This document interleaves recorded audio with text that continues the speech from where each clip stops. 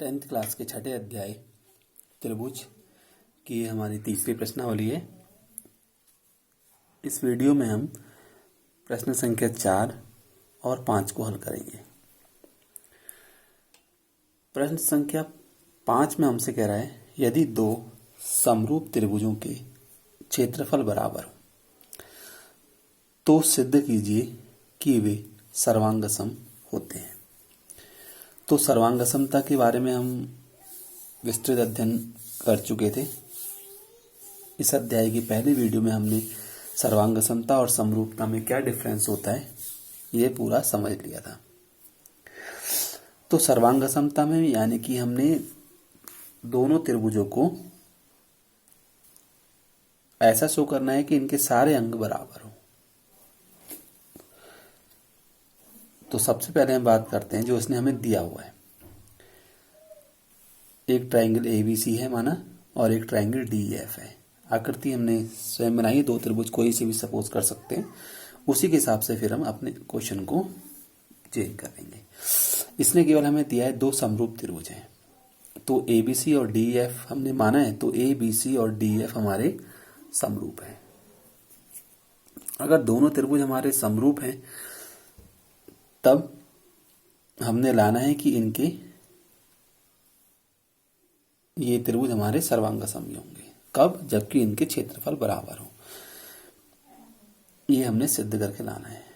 अब हम जानते हैं कि इसी अध्याय के शुरू में हमने जो हमारी छठी प्रमेय थी उसमें हमने यह जान लिया था कि अगर कोई दो त्रिभुज समरूप होते हैं तो उनके क्षेत्रफलों का अनुपात उनकी संगत भुजाओं के वर्गों के अनुपात के बराबर होता है।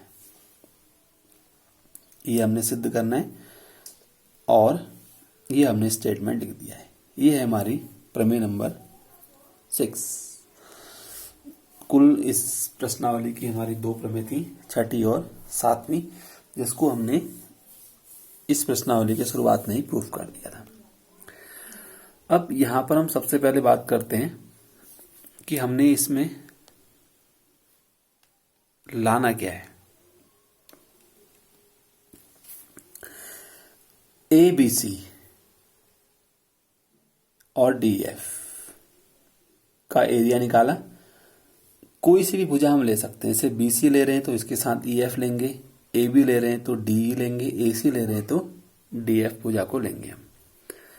तो इसके लिए हमने सबसे पहले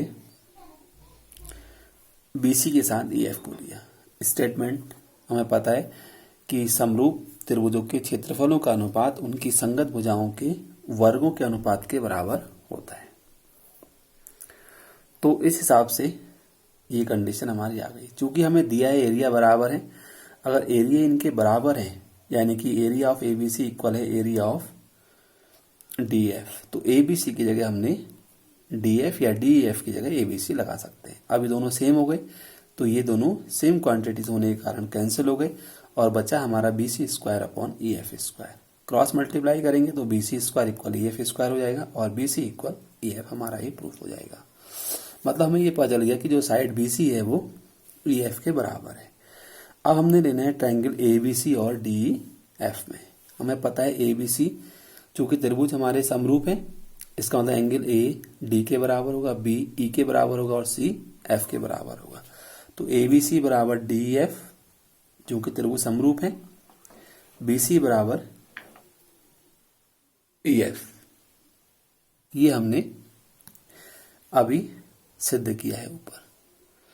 और ए सी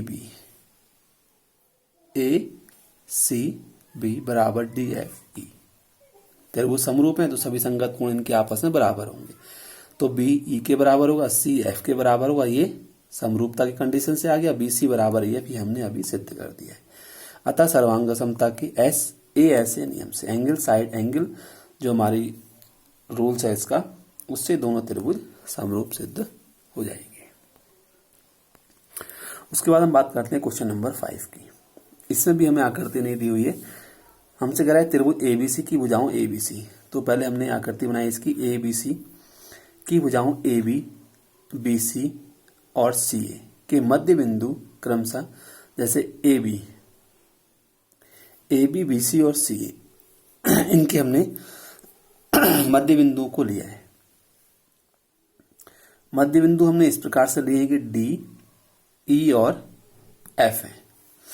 तो कह रहे D E F B E F और ए बी सी के क्षेत्रफलों का हमने अनुपात निकालना है।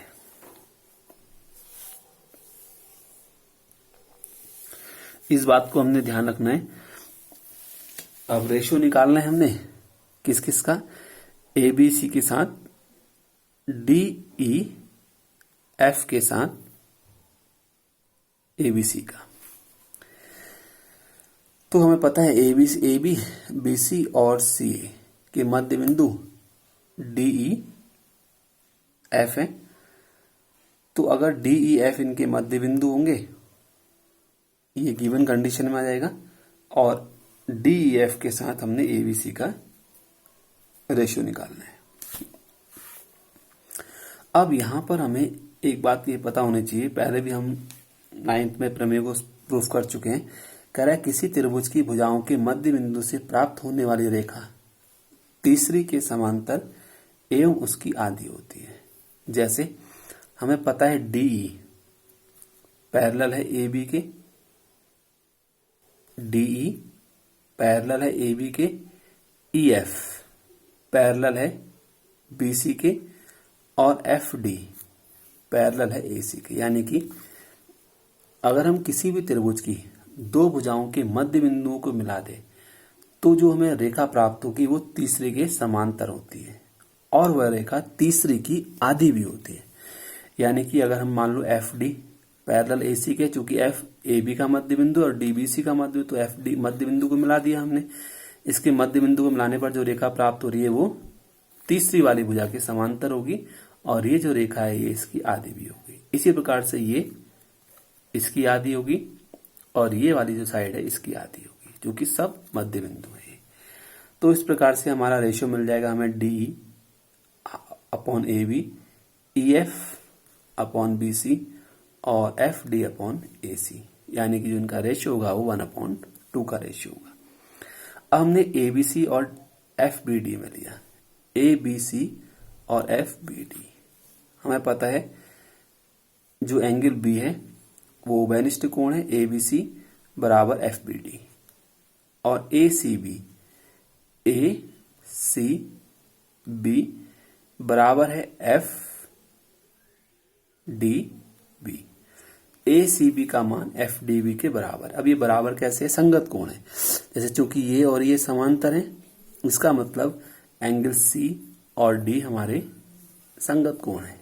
इस तरीके से ये और ये ऊपर साइड बने एंगल हैं, तो एफ डी बी और ए सी बी ये दोनों एंगल हमारे संगत होंगे, और एफ बी डी और ए बी सी ये हमारा एंगल कॉमन है। तो इसका समरूपता की जो हमारी ए उपकसौटी है उससे दोनों त्रिभुज हमारे समरूप सिद्ध हो जाएंगे। अगर त्रिभुज समरूप होंगे तो इसका मतलब जो उनकी भुजाएं हैं वो भुजाओं का वर्ग अनुपातिक होगा। यानी कि एफ बी डी के साथ एफ डी ले लिया और ए बी सी के साथ हमने ए सी ले लिया। अब हम जानते हैं एफ बी डी और ए बी सी है, तो इन दोनों का होल स्क्वायर लिख लिया हमने, और हमें पता है एफ डी अपॉन ए सी की वैल्यू 1/2 है, तो 1/2 का होल स्क्वायर होगा। यानी कि एफ बी डी और ए बी सी का जो रेशियो है वो 1/4 आ जाएगा। अब क्रॉस मल्टीप्लाई करेंगे तो area of F B D बराबर रहेगा area of A B C upon 4, क्योंकि अब जो इसका 4 भाग है वैसे मेन 1, 2, 3 और 4, यानी कि पूरा जो एरिया है वो इस वाले एरिया का जो एफ बी डी है वो पूरे का चौथाई भाग होगा। तो हमने क्या करा, ए बी सी के एरिया को एक्स मान लिया सरलता के लिए, ताकि लिखने में हमें सुविधा रहेगी। तो area of F B D बराबर x/4 हो जाएगा। इसी प्रकार area of F D C का मान भी x/4 होगा, इसका मान भी x/4 होगा। जैसे हमने इसको प्रूफ किया ऐसे इसको प्रूफ कर सकते हो, और ऐसे इसको किए। तीनों ही हमारे साइडों में बने हुए हैं, लेकिन हमने एफ ई डी को लेना है। अब हमने एफ ई डी को लेना है। अब FED का एरिया क्या होगा? अगर हम पूरे त्रिभुज के क्षेत्रफल में से इसको और इसको माइनस कर देंगे तो हमें FED की वैल्यू मिल जाएगी। ये हमने लिखा एरिया ऑफ ABC माइनस ये घटाया हमने, ये घटाया और ये घटाया, तीनों को माइनस कर दिया। ABC को हमने पूरे को x माना है तो ये x हो गया। ये हमने अभी x/4 निकाला है, ये भी x/4 निकाला है, तो ये तीनों ये x/4 हो जाएंगे। इन तीनों को जोड़ेंगे तो माइनस का 3x/4 हो जाएगा। एलसीएम लेंगे तो 4x में से 3x घटाएंगे तो x/4 बचेगा, यानी कि x की वैल्यू क्या है? Area of ABC। दोबारा से इसको हम इसके अपॉन में पहुंचाएंगे तो area of FED upon area of ABC बराबर 1/4 हो जाएगा। इस तरीके से ये सिद्ध हो जाएगा कि जो DEF का जो एरिया है, ABC का एरिया का जो रेशियो है वो 1/4 रेशियो में होगा। इस तरीके से हमारा ये टोटल दोनों क्वेश्चन समाप्त हो जाते हैं। नेक्स्ट वीडियो में हम इसके आगे क्वेश्चन को सॉल्व करेंगे।